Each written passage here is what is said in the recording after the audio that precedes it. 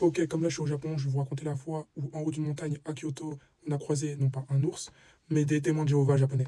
Il n'y a pas de blague, il n'y a toujours pas de blague les gars. Alors on est à Kyoto, avec mon pote, on a décidé de faire le temple qu'on n'avait toujours pas fait, qui s'appelle le Kyumizo-dera, pour ceux qui connaissent bien. Et on a la bonne idée de s'aventurer un peu plus loin et d'aller dans la forêt d'à côté.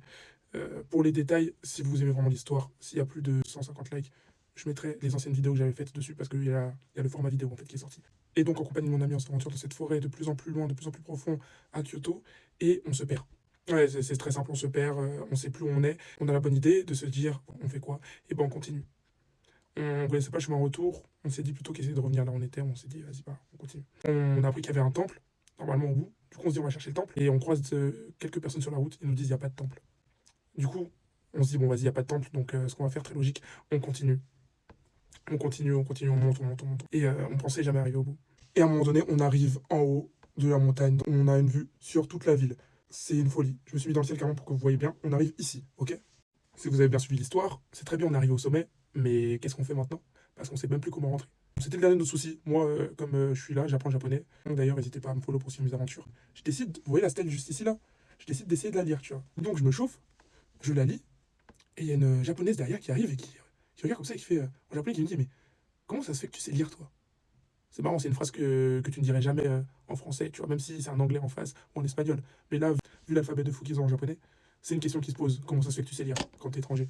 Et donc je lui explique, je lui dis, bah voilà, moi c'est mes études et tout, je suis passionné par le Japon, donc j'ai appris à lire. Et elle me dit, waouh, incroyable et tout.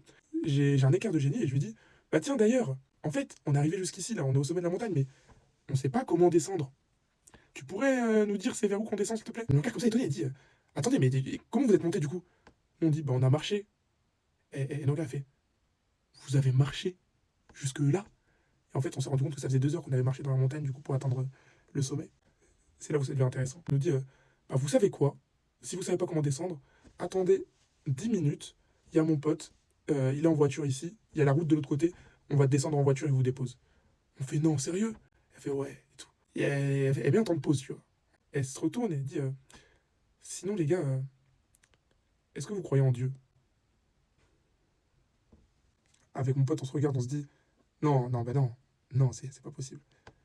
Et elle se met à nous parler du paradis, de l'enfer. Elle se met, et c'était une témoin de Jéhovah. Elle nous distribue des tracts. Finalement, on est quand même rentré. Je sais pas si vous mettrez la photo ici là, mais on est quand même rentré en voiture avec eux. Ils sont incroyablement gentils. Merci à eux de nous avoir sauvés. C'était l'anecdote comment on s'est fait évangéliser au sommet d'une montagne à Kyoto. N'hésitez pas à vous abonner pour d'autres storytime. C'était déjà pas de vie.